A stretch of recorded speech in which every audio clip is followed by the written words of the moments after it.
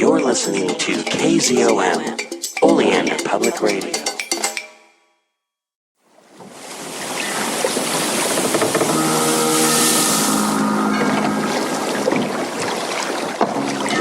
Welcome to Innsmouth, stranger.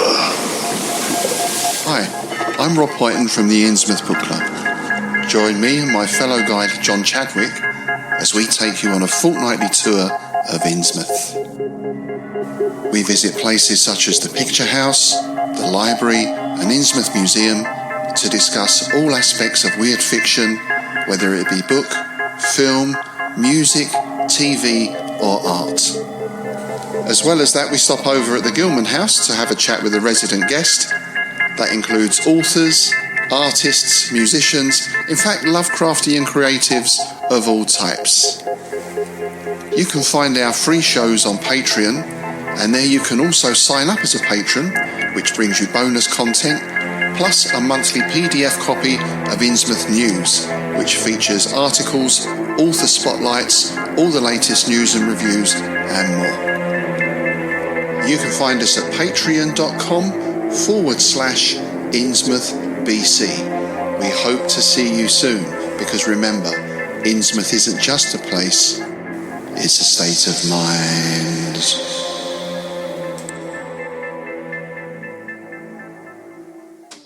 Use MRP 5KM D6 to get 10%. Welcome to the world of Conquest. Immerse yourself in the epic battles and strategic warfare with our two thrilling tabletop miniature games. Conquest, The Last Argument of Kings, a rank-and-file wargame, and Conquest, First Blood, a skirmish game. What makes these games even more exciting is that you can use the same miniatures to play both. Conquest, First Blood, our gripping skirmish game. With First Blood, you can experience the intense, fast-paced battles on a smaller scale while still utilizing the same meticulously crafted miniatures from your collection. So whether you're a seasoned war strategist or a newcomer eager to embark on your first conquest, the world of Conquest offers you endless possibilities. Gather your forces, hone your tactics, and prepare yourself for the ultimate test of skill and strategy across both The Last Argument of Kings and First Blood. The battlefield awaits. Go to pgttcm.com or the show notes to find out more. Get 10% off all orders by entering code MRP5KMD6. That's MRP5KMD6. That's MRP5KMD6. Get 10% off all books, miniatures, and more. Or go to PGTTCM or the show notes to find out more. The Book of the Damned by Charles Fort. Chapter 25. A formation having the shape of a dirigible. It was reported from Huntington, West Virginia. Luminous object that was seen July 19, 1916, at about 11 p.m. Observed through, quote, rather powerful field glasses, it looked to be about 2 degrees long and a half a degree wide. It gradually dimmed, disappeared, reappeared, and then faded out of sight. Another person, as we say, it would be too inconvenient to hold our intermediatist recognitions. Another person who observed this phenomenon suggested to the writer of the account that the object was a dirigible, but the writer says that faint stars could be seen behind it. This would seem really to oppose our notion of a dirigible visitor to this earth, except for the inconclusiveness of all things in a mode of seeming that is not final. Or we suggest that behind some parts of the object, thing, construction, faint stars were seen. We find a slight discussion here. Professor H.M. Russell thinks that the phenomenon was a detached cloud of aurora borealis. Upon page 369 of this volume of the Scientific American, another correlator suggests that it was a light from a blast furnace. Disregarding that, if there be blast furnaces in or near Huntington, their reflections would be commonplace there. We now have several observations upon cylindrical-shaped bodies that have appeared in this Earth's atmosphere. Cylindrical, but pointed at both ends or torpedo-shaped. Some of the accounts are not very detailed, but out of the bits of description my own acceptance is that supergeographical routes are traversed by torpedo-shaped superconstructions that have occasionally visited, or that have occasionally been driven into, this Earth's atmosphere. From data, the acceptance is that upon entering this Earth's atmosphere, these vessels have been so racked that they have not sailed away. Disintegration would have occurred. That, before leaving this Earth, they have, whether in attempted communication or not, or in mere wantonness or not, dropped objects which did almost immediately violently disintegrate or explode.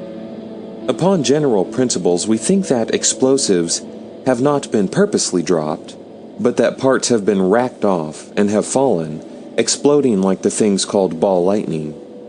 Many have been objects of stone or metal with inscriptions upon them, for all we know, at present.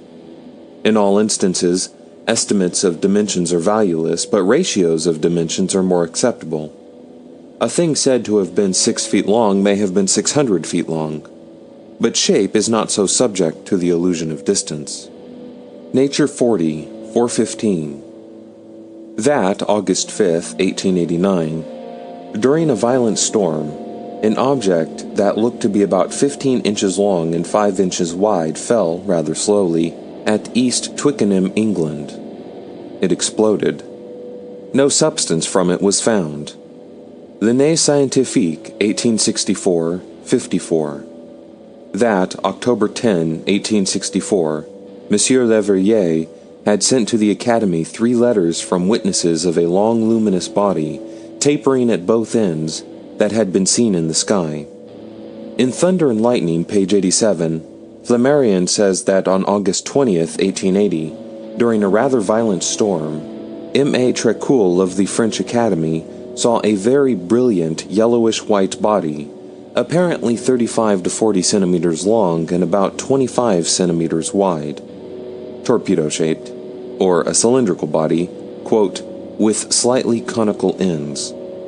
It dropped something and disappeared in the clouds. Whatever it may have been that was dropped, it fell vertically like a heavy object and left a luminous train. The scene of this occurrence may have been far from the observer. No sound was heard. For M. Trécoul's account, see Comtes Rendes 103-849. Monthly Weather Review, 1907, 310. That, July 2nd, 1907, in the town of Burlington, Vermont, a terrific explosion had been heard throughout the city. A ball of light or a luminous object had been seen to fall from the sky, or from a torpedo-shaped thing or construction in the sky. No one had seen this thing that had exploded fall from a larger body that was in the sky, but if we accept that at the same time there was a larger body in the sky, my own acceptance is that a dirigible in the sky, or a construction that showed every sign of disrupting, had barely time to drop, whatever it did drop, and to speed away to safety above. The following story is told in the review by Bishop John S. Michaud. Quote, I was standing on the corner of Church and College Streets, just in front of the Howard Bank, and facing east, engaged in conversation with ex-Governor Woodbury and Mr. A. Buell, when, without the slightest indication or warning, we were startled by what sounded like a most unusual and terrific explosion, evidently very nearby. Raising my eyes and looking eastward along College Street, I observed a torpedo-shaped body some 300 feet away, stationary in appearance, and suspended in the air about 50 feet above the tops of the buildings. In size, it was about 6 feet long by 8 inches in diameter. The shell, or covering, having a dark appearance with here and there tongues of fire issuing from spots on the surface, resembling red-hot unburnished copper. Although stationary when first noticed, this object soon began to move rather slowly and disappeared over Dolan Brothers' store, southward. As it moved, the covering seemed rupturing in places. and through these the intensely red flames issued." End quote. Bishop Michaud attempts to correlate it with meteorological observations. Because of the nearby view, this is perhaps the most remarkable of the new correlates, but the correlate now coming is extraordinary because of the great number of recorded observations upon it. My own acceptance is that upon November 17, 1882, a vast dirigible crossed England, but by the definiteness, indefiniteness of all things quasi-real, some observations upon it can be correlated with anything one pleases. E.W. Maunder, invited by the editors of the Observatory to write some reminiscences for the 500th number of their magazine, gives one that he says stands out. It is upon something that he terms, quote, "a strange celestial visitor." Maunder was at the Royal Observatory, Greenwich, November 17, 1882, at night. There was an aurora without features of special interest. In the midst of the aurora, a great circular disk of greenish light appeared and moved smoothly across the sky. But the circularity was evidently the effect of foreshortening. The thing passed above the moon and was, by other observers, described as cigar-shaped, like a torpedo, a spindle, a shuttle. The idea of foreshortening is not mine. Maunder says this. He says, quote, "Had the incident occurred a third of a century later, beyond doubt everyone would have selected the same simile. It would have been, quote, just like a zeppelin," end quote.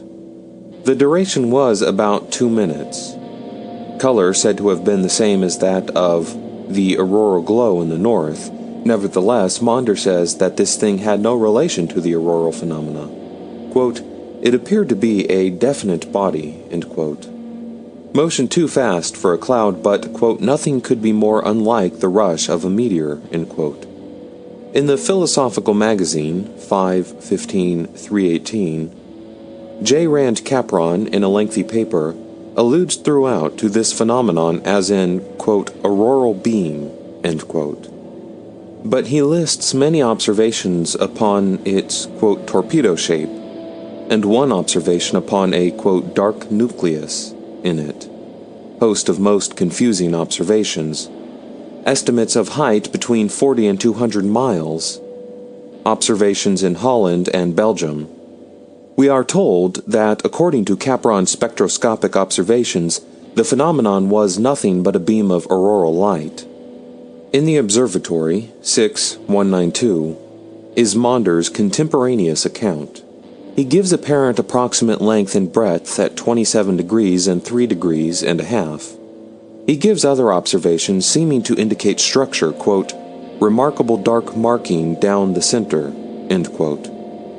In Nature, 27/84, Capron says that because of the moonlight, he had been able to do little with the spectroscope.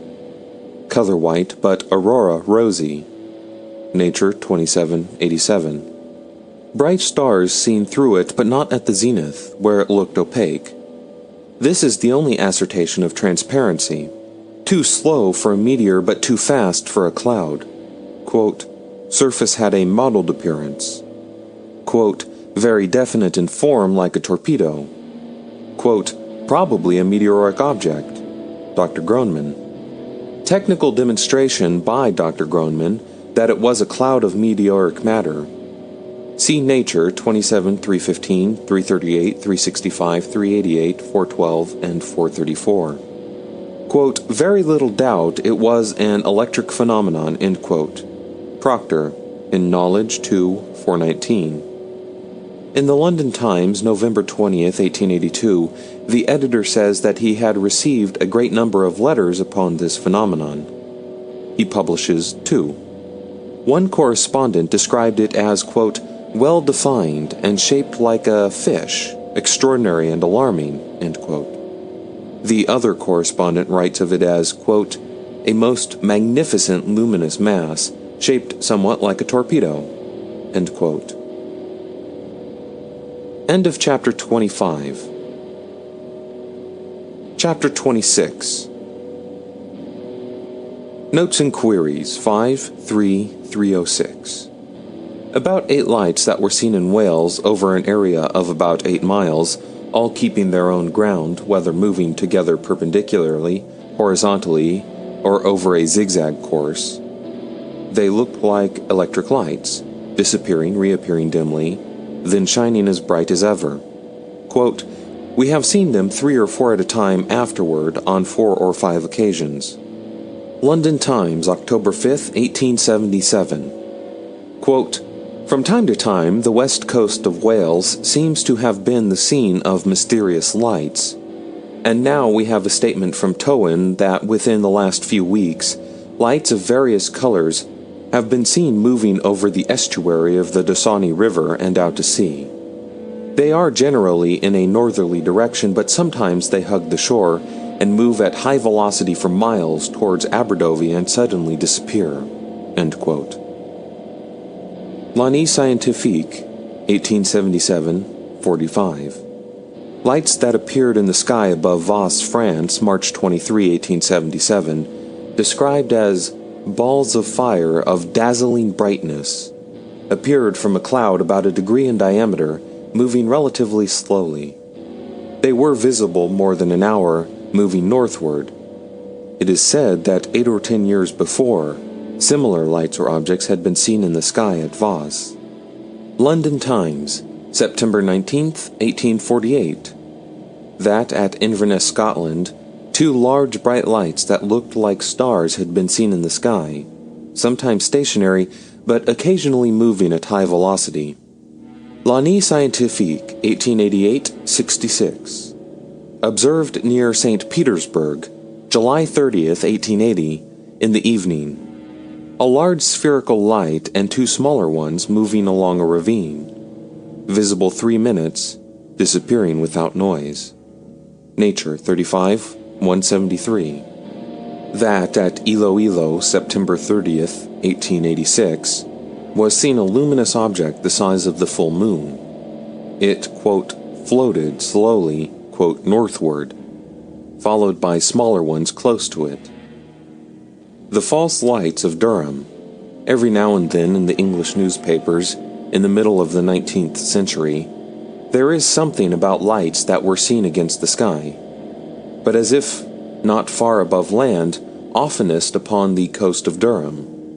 They were mistaken for beacons by sailors. Wreck after wreck occurred. The fishermen were accused of displaying false lights and profiting by wreckage. The fishermen answered that mostly only old vessels, worthless except for insurance, were so wrecked. In 1866, from the London Times, popular excitement became intense. There was an investigation. Before a commission headed by Admiral Collinson, testimony was taken. One witness described the light that had deceived him as, quote, considerably elevated above ground. No conclusion was reached. The lights were called, quote, the mysterious lights. But whatever the, quote, false lights of Durham may have been, they were unaffected by the investigation. In 1867, the Tyne Pilotage Board took the matter up. Opinion of the Mayor of Tyne, a mysterious affair. In the Report of the British Association, 1877, 152, there is a description of a group of, quote, meteors that traveled with, quote, remarkable slowness. They were in sight about 3 minutes. Remarkable, it seems, is scarcely strong enough. One reads of remarkable as applied to a duration of 3 seconds. These meteors had another peculiarity. They left no train. They are described as, quote, seemingly huddled together like a flock of wild geese and moving with the same velocity and grace of regularity, end quote. Journal of the Royal Astronomical Society of Canada, November and December 1913. That, according to many observations collected by Professor Chant of Toronto, there appeared upon the night of February 9, 1913, a spectacle that was seen in Canada, the United States, and at sea, and in Bermuda. A luminous body was seen. To it there was a long tail. The body grew rapidly larger, quote, Observers differ as to whether the body was single or was composed of 3 or 4 parts with a tail to each part, end quote. The group, or complex structure, moved with, quote, a peculiar, majestic deliberation. Quote, it disappeared in the distance, and another group emerged from its place of origin. Onward they moved at the same deliberate pace in 2s or 3s or 4s, end quote. They disappeared. A third group, or a third structure, followed. Some observers compared the spectacle to a fleet of airships, others to battleships attended by cruisers and destroyers.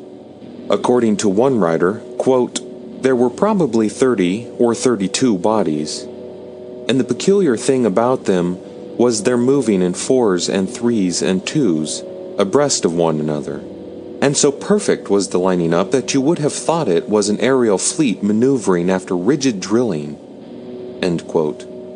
Nature, May 25, 1893.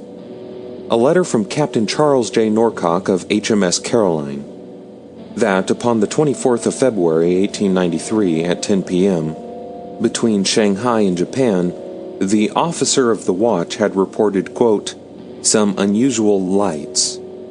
They were between the ship and a mountain. The mountain was about 6,000 feet high. The lights seemed to be globular. They moved sometimes massed, but sometimes strung out in an irregular line. They bore, quote, northward until lost to sight. Duration, 2 hours. The next night the lights were seen again. They were for a time eclipsed by a small island. They bore north at about the same speed and in about the same direction as speed and direction of the Caroline. But they were lights that cast a reflection. There was a glare upon the horizon under them. A telescope brought out but few details, that they were reddish and seemed to emit a faint smoke. This time the duration was 7.5 hours.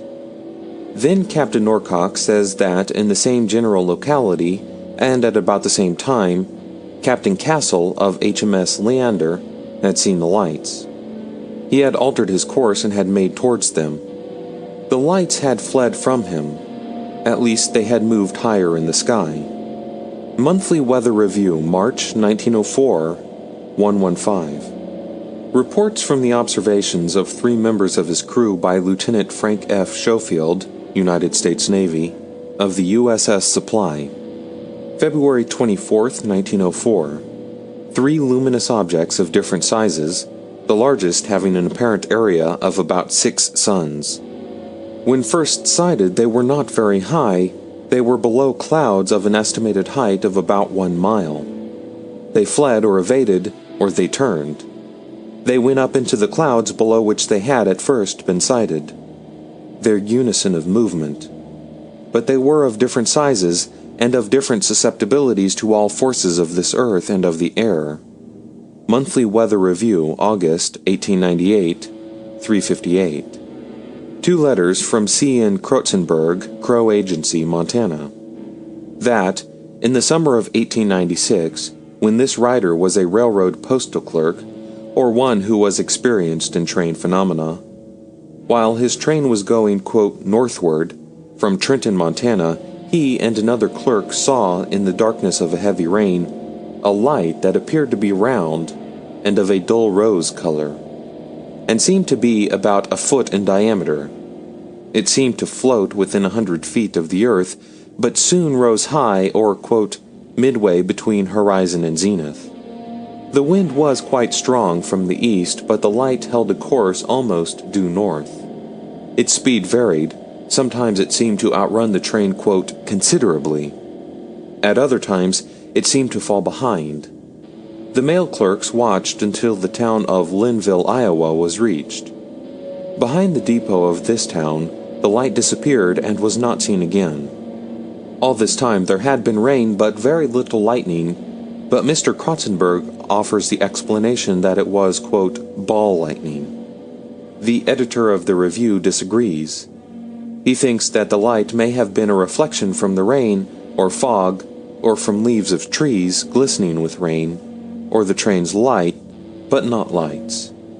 In the December number of the review is a letter from Edward M. Boggs that the light was a reflection, perhaps from the glare, one light this time, from the locomotive's firebox upon wet telegraph wires, an appearance that might not have been striated by the wires, but consolidated into one rotundity, that it had seemed to oscillate with the undulations of the wires, and had seemed to change horizontal distance with the varying angles of reflection, and had seemed to advance or fall behind when the train had rounded curves.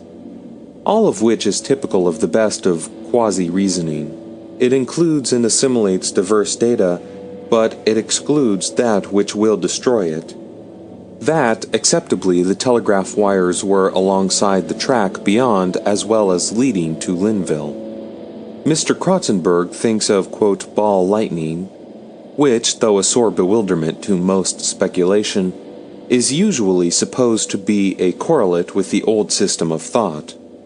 But his awareness of, quote, something else is expressed in other parts of his letters, when he says that he has something to tell that is, quote, so strange that I should never have mentioned it even to my friends had it not been corroborated.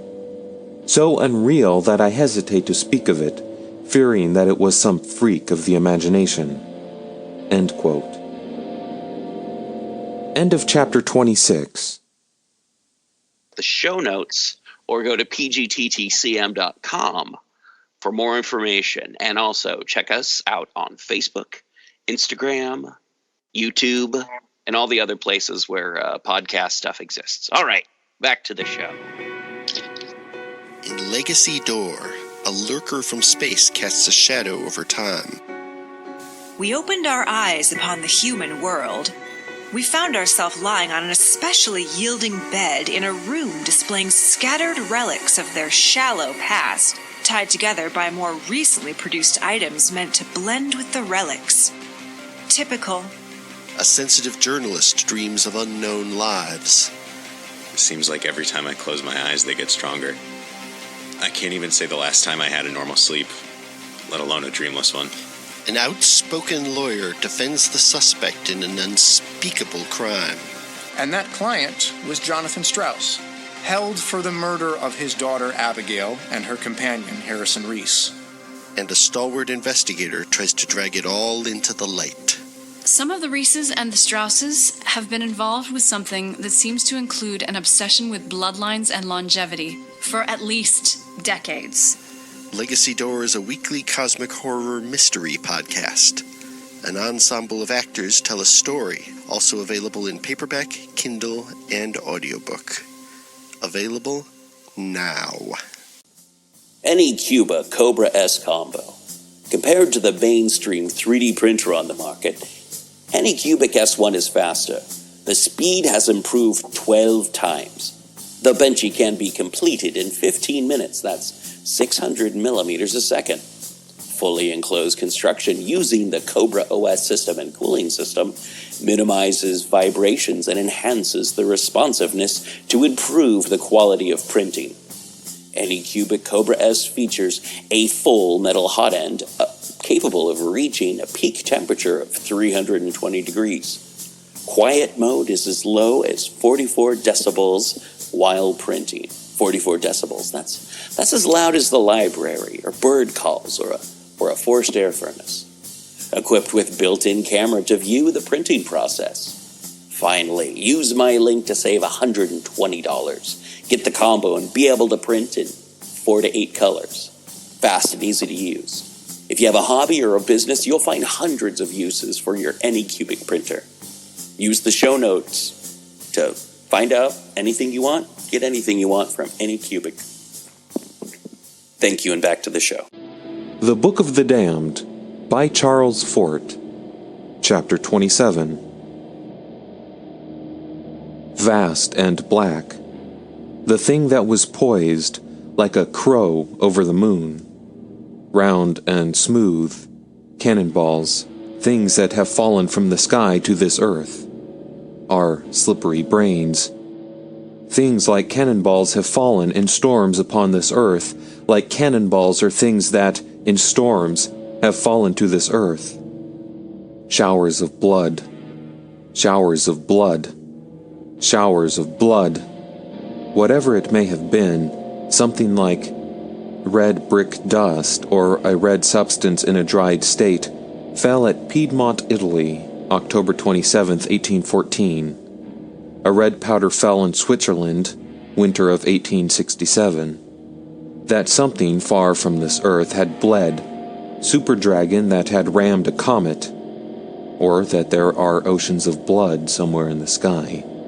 Substances that dries and falls in a powder, wafts for ages in powdered form, that there is a vast area that will someday be known to aviators as the Desert of Blood. We attempt little of supertopography at present, but ocean of blood or desert of blood or both, Italy is nearest to it or to them. I suspect that there were corpuscles in the substance that fell in Switzerland, but all that could be published in 1867 was that in this substance there was a high proportion of, quote, variously shaped organic matter. At Gießen, Germany, in 1821, according to the report of the British Association, fell a rain of a peach-red color. In this rain were flakes of hyacinth tint. It is said that this substance was organic. We are told that it was purine. But distinctly enough, we are told of one red rain that it was of corpuscular composition. Red snow, rather. It fell, March 12, 1876, near the Crystal Palace, London. As to the, quote, red snow of polar and mountainous regions, we have no opposition because that, quote, snow has never been seen to fall from the sky. It is a growth of microorganisms or of a protococcus that spreads over snow that is on the ground. This time nothing is said of, quote, sand from the Sahara. It is said of the red matter that fell in London, March 12, 1876, that it was composed of corpuscles. Of course, that they looked like, quote, vegetable cells. A note, that 9 days before had fallen the red substance, flesh, whatever it may have been, of Bath County, Kentucky. I think that a super-egotist, vast but not so vast as it had supposed, had refused to move to one side for a comet. We summarize our general supergeographical expressions. Gelatinous regions, sulfurous regions, frigid and tropical regions, a region that has been source of life relatively to this earth, regions wherein there is density so great that things from them entering this earth's thin atmosphere exploded.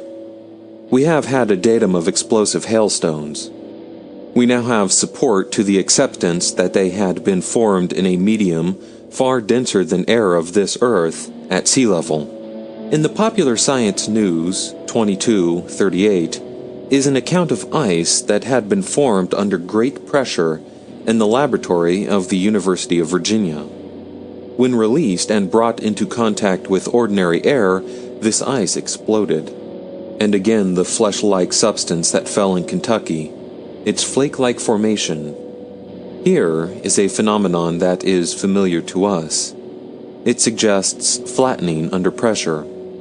But the extraordinary inference is pressure not equal on all sides. In the Annual Record of Science, 1873, 350, it is said that, in 1873, after a heavy thunderstorm in Louisiana, a tremendous number of fish scales were found for a distance of 40 miles along the banks of the Mississippi River. Bushels of them picked up in a single place, large scales that were said to be of the garfish, a fish that weighs from 5 to 50 pounds. It seems impossible to accept this identification. One thinks of a substance that has been pressed into flakes or scales, and round hailstones with wide thin margins of ice irregularly around them. Still, such hailstones seem to me more like things that had been stationary, had been held in a field of thin ice. In the Illustrated London News, 34, 546, are drawings of hailstones so marginized as if they had been held in a sheet of ice. Someday, we shall have an expression which will be, to our advanced primitiveness, a great joy. That devils have visited this earth, foreign devils, human-like beings with pointed beards, good singers, one shoe ill-fitting, but with sulphurous exhalations at any rate. I have been impressed with the frequent occurrence of sulphurousness with things that come from the sky. A fall of jagged pieces of ice, Orkney, July 24, 1818. They had a strong sulphurous odor, and the coke, or the substance that looked like coke, that fell at Mortrey, France, April 24, 1887, with it fell a sulphurous substance. The enormous round thing that rose from the ocean near the Victoria. Whether we still accept that they were superconstructions that had come from a denser atmosphere and, in danger of disruption, had plunged into the ocean for relief, then rising and continuing on their way to Jupiter or Uranus. It was reported that they spread a, quote, stench of sulfur. At any rate, this datum of proximity is against the conventional explanation that these things did not rise from the ocean, but rose far away above the horizon, with illusion of nearness. And the things that were seen in the sky, July 1898. I have another note. In Nature, a correspondent writes that upon July 1st, 1898, at Sedberg, he had seen in the sky a red object, or in his own wording, something that looked like the part of a rainbow about 10 degrees long. But the sky was dark at the time the sun had set. A heavy rain was falling. Throughout this book, the datum that we are most impressed with, successive falls, or that, if upon one small area things fall from the sky, and then later fall again upon the same small area, they are not products of a whirlwind, which, though sometimes axially stationary, discharges tangentially. So, the frogs that fell at Wigan. I have looked that matter up again. Later, more frogs fell. As to our data of gelatinous substance said to have fallen to this earth with meteorites, it is our expression that meteorites, tearing through the shaky protoplasmic seas of Genesistren, against which we warn aviators, or they may find themselves suffocating in a reservoir of life, or stuck like currants in a blancmange, that meteorites detach gelatinous or protoplasmic lumps that fall with them. Now the element of positiveness in our composition yearns for the appearance of completeness. Supergeographical lakes with fishes in them. Meteorites that plunge through these lakes on their way to this earth. The positiveness in our makeup must have expression in at least one record of a meteorite that has brought down a lot of fishes with it. Nature, 3/512. That, near the bank of a river in Peru, February 4th, 1871, a meteorite fell. Quote, on the spot it is reported several dead fishes were found, of different species. End quote. The attempt to correlate is that the fishes, quote, are supposed to have been lifted out of the river and dashed against the stones, end quote. Whether this be imaginable or not depends upon each one's own hypnosis. Nature, 4/169. That the fishes have fallen among the fragments of the meteorite. Popular Science Review, 4/126. That one day, Mr. Lee Gold, an Australian scientist, was traveling in Queensland. He saw a tree that had been broken off close to the ground. Where the tree had been broken was a great bruise. Nearby was an object that, quote, resembled a 10-inch shot, end quote. A good many pages back there was an instance of overshadowing, I think. The little carved stone that fell at Tarbes is my own choice as the most impressive of our new correlates. It was coated with ice, remember. Suppose we should sift and discard half the data in this book. Suppose only that one datum should survive. To call attention to the stone of Tarbes would, in my opinion, be doing well enough for whatever the spirit of this book is trying to do. Nevertheless, it seems to me that a datum that preceded it was slightingly treated. The disk of quartz, said to have fallen from the sky after a meteoric explosion, said to have fallen at the plantation Blijendal, Dutch Guiana, sent to the Museum of Leyden by M. van Sijpenstein, adjutant to the governor of Dutch Guiana, and the fragments that fall from supergeographic ice fields, flat pieces of ice with icicles on them. I think that we did not emphasize that enough. If these structures were not icicles but crystalline protuberances, such crystalline formations indicate long suspensions quite as notably as would icicles. In the Popular Science News, it is said that in 1869, near Tiflis, fell large hailstones with long protuberances. Quote, "The most remarkable point in connection with the hailstones is the fact that, judging from our present knowledge, a very long time must have been occupied in their formation." End quote. According to the Geological Magazine, this fall occurred May 27, 1869. The writer in the Geological Magazine says that of all theories that he has ever heard of, not one could give him light as to this occurrence. Quote, "These growing crystalline forms must have been suspended a long time." End quote. Again and again, this phenomenon. 14 days later, at about the same place, more of these hailstones fell. Rivers of blood that vein albuminous seas, or an egg-like composition in the incubation of which this earth is a local center of development. That there are super arteries of blood in Genesitrine, that sunsets are consciousness of them, that they flush the skies with northern light sometimes, super embryonic reservoirs from which life forms emanate. Or that our whole solar system is a living thing, that showers of blood upon this earth are its internal hemorrhages. Or vast living things in the sky, as there are vast living things in the oceans.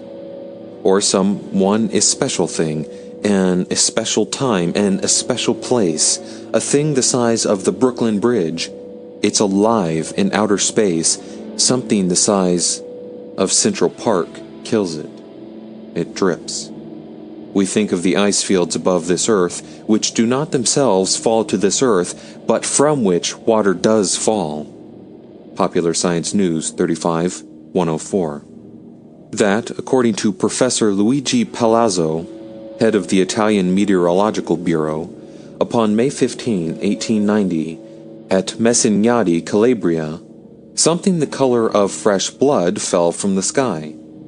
The substance was examined in the public health laboratories of Rome. It was found to be blood. Quote, "The most probable explanation of this terrifying phenomenon is that migratory birds, quails or swallows, were caught and torn in a violent wind." End quote. So, the substance was identified as bird's blood. What matters it what the microscopists of Rome said or had to say, and what matters it that we point out that there is no assertion that there was a violent wind at the time, and that such a substance would be almost infinitely dispersed in a violent wind, that no bird was said to have fallen from the sky or said to have been seen in the sky, that not a feather of a bird is said to have been seen. This one datum, the fall of blood from the sky. But later, in the same place, blood again fell from the sky. End of chapter 27. Chapter 28. Notes and queries. A correspondent who had been to Devonshire writes for information as to a story that he had heard there, of an occurrence of about 35 years before the date of writing, of snow upon the ground, of all South Devonshire waking up one morning to find such tracks in the snow as had never before been heard of, quote, clawed footmarks, of, quote, an unclassifiable form, alternating at huge but regular intervals with what seemed to be the impression of the point of a stick. But the scattering of the prints, amazing expanse of territory covered, obstacles such as hedges, walls, houses, seemingly surmounted. Intense excitement, that the tracks had been followed by huntsmen and hounds until they had come to a forest, from which the hounds had retreated baying and terrified, so that no one had dared to enter the forest. Notes and queries 7, 9, 18. Whole occurrence well remembered by a correspondent. A badger had left marks in the snow. This was determined, and the excitement had, quote, dropped to a dead calm in a single day. Notes and queries 7, 9, 70. That for years a correspondent had had a tracing of the prints which his mother had taken from those in the snow in her garden in Exmouth, that they were hoof-like marks, but had been made by a biped. Notes and queries 7, 9, 253. Well remembered by another correspondent who writes of the excitement and consternation of, quote, some classes. He says that a kangaroo had escaped from a menagerie, quote, the footprints being so peculiar and far apart gave rise to a scare that the devil was loose, end quote. We have had a story, and now we shall tell it over from contemporaneous sources.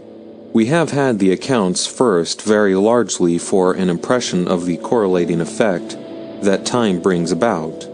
By addition, disregard and distortion. For instance, the, quote, dead calm in a single day. If I had found that the excitement did die out rather soon, I'd incline to accept that nothing extraordinary had occurred. I found that the excitement had continued for weeks. I recognized this as a well-adapted thing to say, to divert attention from a discorrelate. All phenomena are, quote, explained in the terms of the dominant of the era. This is why we give up trying really to explain and content ourselves with expressing. Devils that might print marks in snow are correlates to the third dominant back from this era. So it was an adjustment by 19th century correlates, or human tropisms, to say that the marks in the snow were clawed. Hoof-like marks are not only horsey, but devilish. It had to be said in the 19th century that those prints showed claw marks. We shall see that this was stated by Professor Owen, one of the greatest biologists of his day, except that Darwin didn't think so. But I shall give reference to two representations of them that can be seen in the New York Public Library. In neither representation is there the faintest suggestion of a claw mark. There never has been a Professor Owen who has explained. He has correlated. Another adaptation in later accounts is that of leading this discorrelate to the old dominant into the familiar scenery of a fairy story, and discredit it by assimilation to the conventionally fictitious. So the idea of the baying, terrified hounds and forest-like enchanted forests, which no one dared to enter. Hunting parties were organized, but the baying, terrified hounds do not appear in contemporaneous accounts. The story of the kangaroo looks like adaptation to needs for an animal that could spring far, because marks were found in the snow on roofs of houses. But so astonishing is the extent of snow that was marked that after a while another kangaroo was added, but the marks were in single lines. My own acceptance is that not less than 1,000 one-legged kangaroos, each shod with a very small horseshoe, could have marked that snow of Devonshire. London Times, February 16, 1885, quote, considerable sensation has been caused in the towns of Topsham, Lympstone, Exmouth, Teignmouth, and Dawlish in Devonshire, in consequence of the discovery of a vast number of foot tracks of the most strange and mysterious description. The story is of an incredible multiplicity of marks discovered in the morning of February 8, 1855, in the snow by the inhabitants of many towns and regions between towns. This great area must, of course, be disregarded by Professor Owen and the other correlators. The tracks were in all kinds of unaccountable places, in gardens enclosed by high walls, and up on the tops of houses, as well as in the open fields. There was in Limpstone scarcely one unmarked garden. We've had heroic disregards, but I think that here disregard was titanic. And, because they occurred in single lines, the marks are said to have been, quote, more like those of a biped than of a quadruped, end quote. As if a biped would place one foot precisely ahead of another, unless it hopped. But then we have to think of 1,000 or of thousands. It is said that the marks were, quote, generally 8 inches in advance of each other. Quote, the impression of the foot closely resembles that of a donkey's shoe, and measures from 1.5 inches in some instances to 2.5 inches across. Or the impressions were cones in incomplete, or chrysinic basins. The diameters equaled diameters of very young colt's hooves, too small to be compared with marks of donkey hoofs. Quote, on Sunday last, the Reverend Mr. Musgrave alluded to the subject in his sermon, and suggested the possibility of the footprints being those of a kangaroo. But this could scarcely have been the case, as they were found on both sides of the Este. At present it remains a mystery, and many superstitious people in the above-named towns are actually afraid to go outside their doors after night. End quote. The Este is a body of water 2 miles wide. London Times, March 6, 1855, quote, the interest in this matter has scarcely yet subsided, many inquiries still being made into the origin of the footprints, which caused so much consternation upon the morning of the 8th ultimo. In addition to the circumstances mentioned in the Times a little while ago, it may be stated that at Dawlish, a number of persons sallied out armed with guns and other weapons, for the purpose, if possible, of discovering and destroying the animal which was supposed to have been so busy in multiplying its footprints. As might have been expected, the party returned as they went. Various speculations have been made as to the cause of the footprints. Some have asserted that they are those of a kangaroo, while others affirm that they are the impressions of claws of large birds driven ashore by stress of weather. On more than one occasion reports have been circulated that an animal from a menagerie had been caught, but the matter at present is as much involved in mystery as ever it was. End quote. In the Illustrated London News, the occurrence is given a great deal of space. In the issue of February 24, 1855, a sketch is given of the prints. I call them cones in incomplete basins. Except that they're a little longish, they look like prints of hoofs of horses, or rather of colts. But they're in a single line. It is said that the marks from which the sketch were made were 8 inches apart, and that this spacing was regular and invariable in every parish. Also, other towns besides those named in the Times are mentioned. The writer, who had spent a winter in Canada, was familiar with tracks in the snow, says that he had never seen, quote, a more clearly defined track. Also, he brings out the point that was so persistently disregarded by Professor Owen and the other correlators, that, quote, no known animal walks in a line of single footsteps, not even man, end quote. With these wider inclusions, this writer concludes with us that the marks were not footprints. It may have been that his following observation hits upon the crux of the whole occurrence, that whatever it may have been that had made the marks, it had removed, rather than pressed, the snow.